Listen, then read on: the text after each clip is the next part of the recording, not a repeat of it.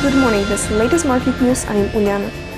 Asian shares retreated while investors flocked to safe haven assets such as bonds and gold on Thursday, spooked by a Russian troop built on the border with Ukraine and tit-for-tat economic sanctions between the West and Moscow. Sentiment soared further in Asia after the Australian dollar, seen as a barometer of risk appetite, sank after Australia's unemployment rate jumped unexpectedly to a 12-year high, sparking talk of an interest rate cut there. Japan's Nikkei fell 0.2%, while MSCI's broadest index of Asia-Pacific shares outside Japan dropped 0.3%. As fighting has intensified on the ground in eastern Ukraine, NATO also said Russia massed around 20,000 combat-ready troops on Ukraine's border.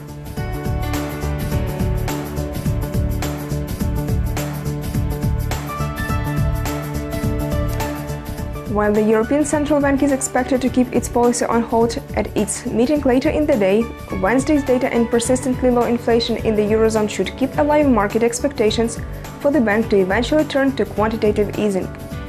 Against this backdrop, the euro slid to a 9-month low of 1.3333 against the dollar on Wednesday. The single currency last stood at 1.3386 US. The biggest mover in Asia was the Australian dollar, which fell 0.7% to 0.9288 after a poor employment report revived expectations that the Reserve Bank of Australia may cut interest rates again from the current record low.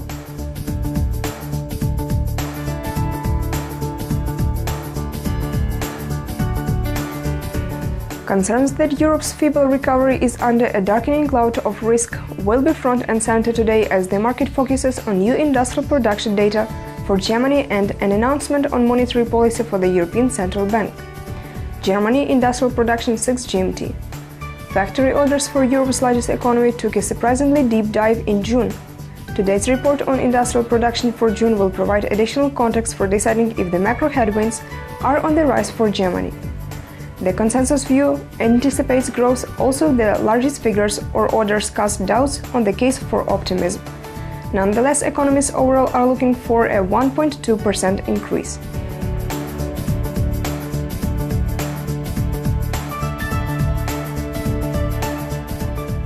It was the latest market news provided by ICO FX. Goodbye.